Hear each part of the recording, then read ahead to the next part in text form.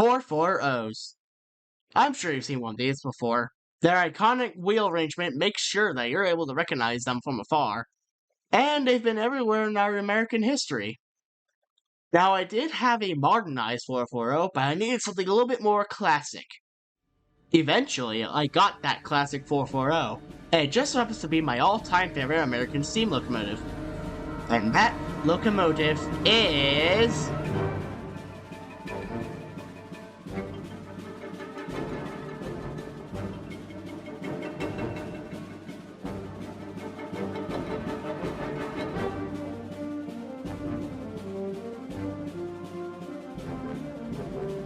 The General was built in 1855 by the Rogers Locomotive Works for the Western Atlantic Railroad to pull its freight and passenger trains. The locomotive was made famous on April 12, 1862, when Union raiders stole the locomotive in what would become the Great Locomotive Chase. Long story short, the engine ran out of water. After the chase, the engine continued to run trains until it was retired in 1891, where it was put on static display, but it would be brought out again soon when it ran excursions for the Elena Railroad. One custody battle later, the General found itself in the Southern Civil War Railroad Museum in Kennesaw, Georgia, where it still stands to this day. Today we'll be taking a look at the Bachmann HO scale 440, with DCC sound value on board. The front of the box allows you to get a good view of the locomotive to check for any damage. Here we can see that it says HO 440 American with wood load DCC sound, Western Atlantic Railroad The General. The back of the box gives you advertising for the Bachmann DCC Digital Command Center.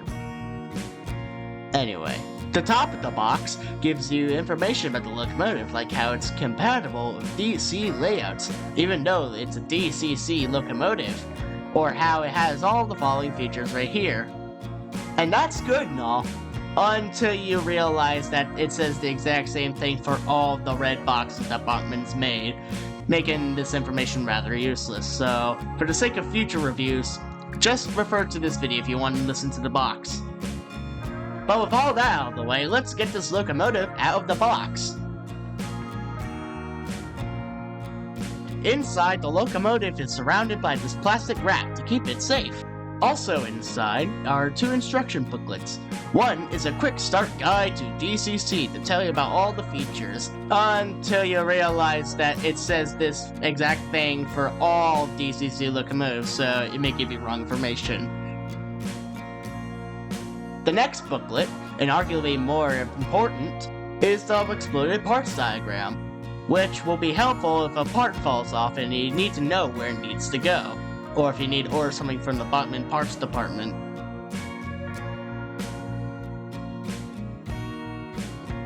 Now with all that out of the way, let's get the locomotive out of the plastic wrap and get her down the tracks.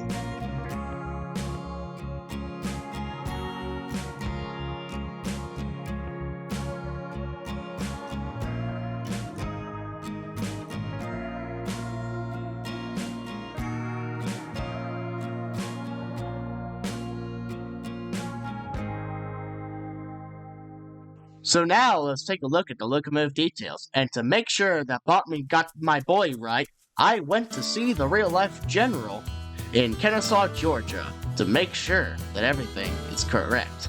And already there's a problem. You see, when Bachmann made the tooling for the locomotive, they based it off the Virginian Truckee Inyo, which is a completely different locomotive from the General, letting inaccuracies stick out like a sore thumb. Like how this bottom part is supposed to be boxy instead of curved. Or how this should not be round like this, but in fact should be empty. Or maybe how there should be gray wheel arches surrounding the wheels, but the model lacks that for some reason. Or how there's a crest on this model when the General lacks that crest. Or maybe how there's no cabin interior whatsoever. Okay, maybe that might not be Inyo's fault. Or the fact that there isn't even brake pipe rigging on the side of the locomotive. Again, this one's not Inyo's fault, but there's a giant knuckle coupler on the front of the engine. Now I know it's there for the sake of compatibility, but come on man, that's so distracting. Thankfully, there are good things about this model. The nameplate looks nice, although it's just printed on. Here is a look at the side rods. The top of the boiler looks nice, although I wish that whistle wasn't that bulky. Everything said here will be about the tender. I like how the trucks are, which are indeed accurate to the actual engine. Now on any other model, this would be an inaccuracy, but the knuckle coupler is indeed accurate.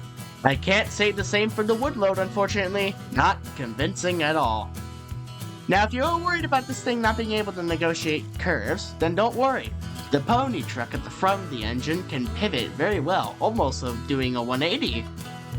On the bottom, we can see the Bachmann logo, and screws to remove the base keeper plate so you can be able to access those bearings for lubrication. Now, I'm not removing the body, I don't want to damage the locomotive, but here's the screws you need to remove in order to access the motor, if you ever need to do so. And you can see that stupid drawbar that Bachmann likes to include. Now, to access the DCC decoder, it's inside the tender, and you need to unscrew these screws. Now, the decoder on this locomotive, I do know is hardwired, so good luck converting that thing to DC. But now, we can move on to the performance section of this video. Alright, coming at you here on mic to give you a rundown of the locomotive sound functions. Now, the locomotive is currently muted just so I can be able to say all that. When pressing function 8, it mutes and unmutes your locomotive. When it's standing still, it plays the normal idling sound with the occasional air compressor. Function 1 plays the bell. Press function 1 again to mute the bell. Function 2 plays the long whistle. Press function 2 again to mute the whistle. Function 3 plays a short burst of the whistle. Function 4, 5, and 6 can only be activated while the locomotive is running. Function 7 does nothing, we've already explained in function 8, and function 9 doesn't do anything either.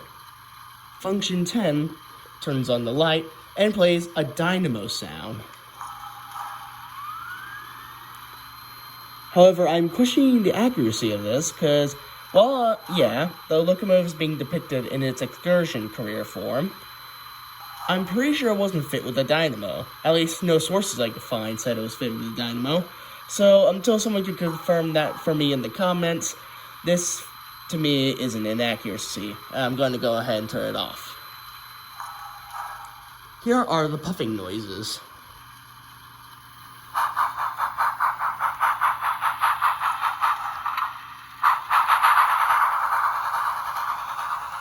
Of course, with every single generic puffing noise, what it does is that it just plays the sound faster.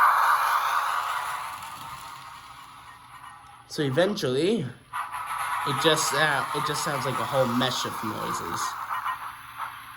So let's get to what function 4 does. Function 4 activates the cylinder cocks. And the cylinder cocks will also play when the engine's idle. And they can be turned off when idle. And they can also apparently be turned on when idle too, so whoopsie on that. Anyway, function 5 turns off the puffing noises. I would assume that this is for when simulating the engine coasting. Function 6 turns on the puffing noises again, although it takes a few tries from the button. Now, the locomotive has not been run in yet, so the speed and crawl is going to be subject to change. Let's just bring her back.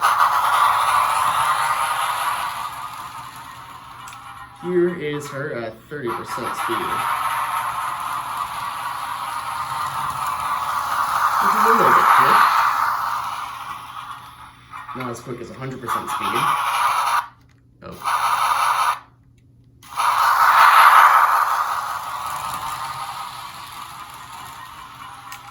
Now, as with all Bachmann DCC engines, this one is equipped with a mechanism that basically slows the engine down over time.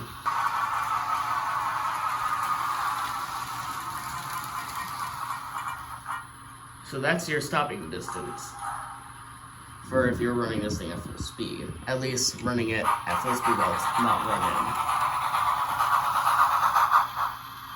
Now, as for the crawl, let's see how that is. Ease on the throttle. That's as slow as I could get it. And it cut out again. Come on. Okay. Come on.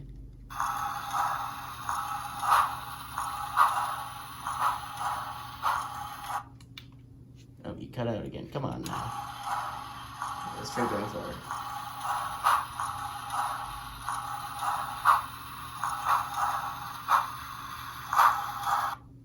You've cut out again. Come on now.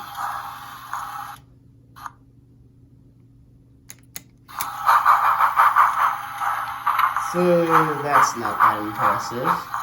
But again, this thing has not been running, so we shall see. But let's get on with that right now. Running in starts now. I'll see when this thing is running.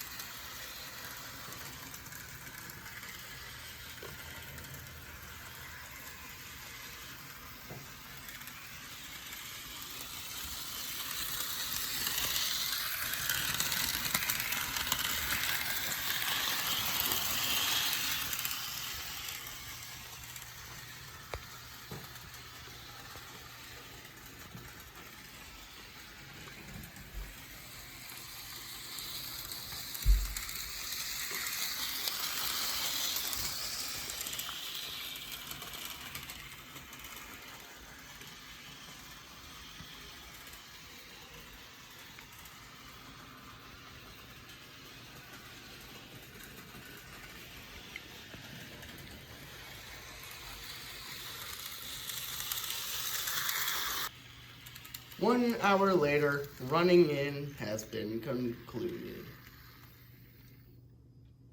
So, how does the engine perform now? Well, first of all, this is General's new 50% speed. Let's bring her there in. Half speed.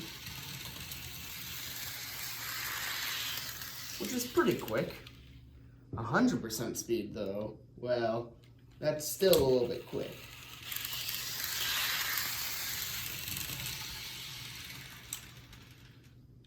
And that coasting feature is starting to become the bane of my existence because she keeps going way past the camera.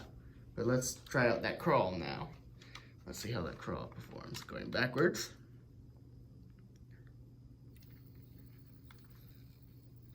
Okay. So she's not as oh, she's cut out again. Come on. Okay. So he's not as jittery as before.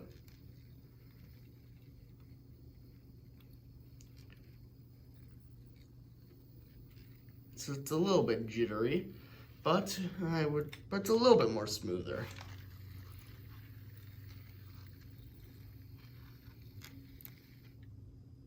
Yeah. Still gonna cut out in here or there at slow speeds, but that's fine.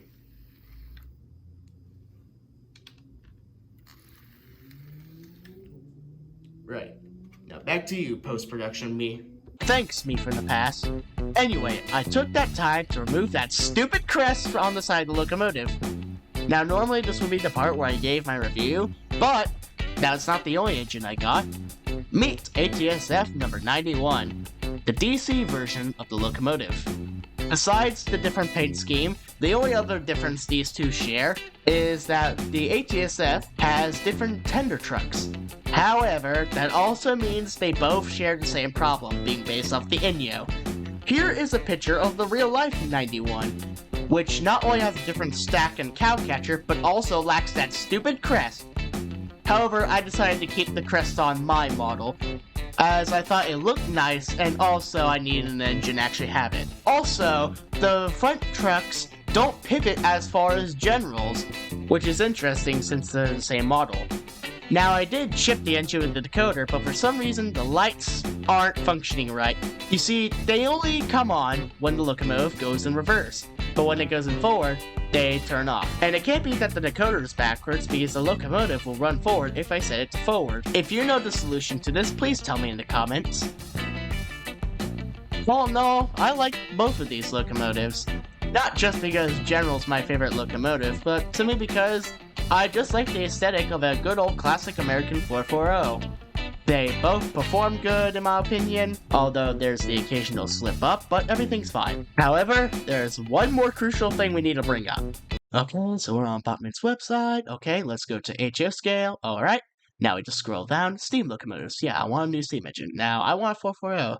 So now we just scroll down. How much? That's right, 375 buckaroos for this little engine. Oh, and for the DCC ready engine, 269 bucks. Are you kidding me? That's way too much for this little plastic engine. Oh, but what about Train World, you may ask? Alright, let's go over there. Alright, we're at Train World. Let's go to HO scale, trains, steam locomotives. Alright, let's go to manufacturer, Bachmann. Let it load because it takes a while for some reason. Okay, now we scroll all the way down. Go to the next page.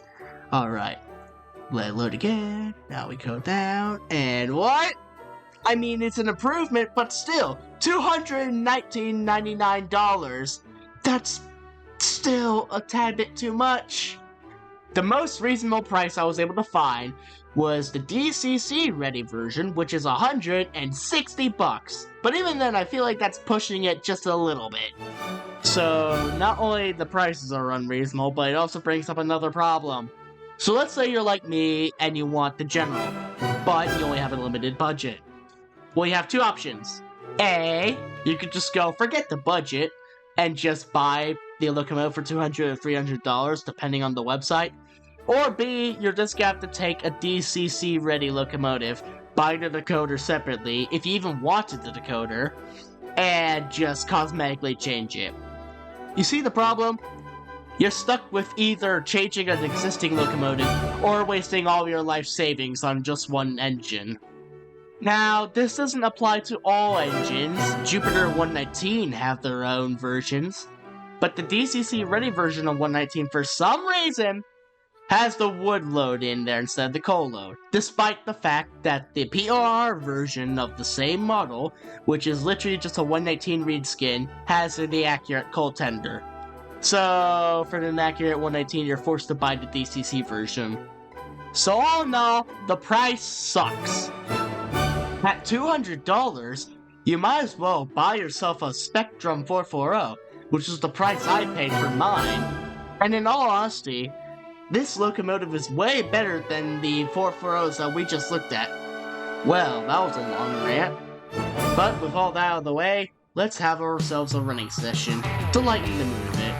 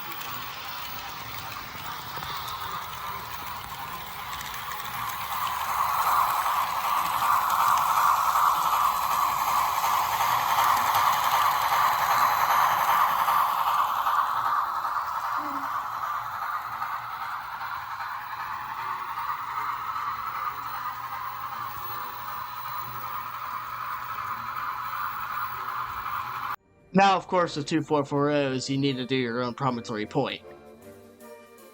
So, final reviews. Would I recommend these? If you could buy these at a very low cost, then yes, buy them. They're the only 440s that are ready to run on the market, at least for HO. However, that high price, low detail, and slight performance issues are what hold this model back. But, if I were to have my own opinion, I do like these models. I, again, love American 440s, especially the General. And I'm very glad to say that I'm happy to own these models. They just have a certain charm to them. Don't you agree?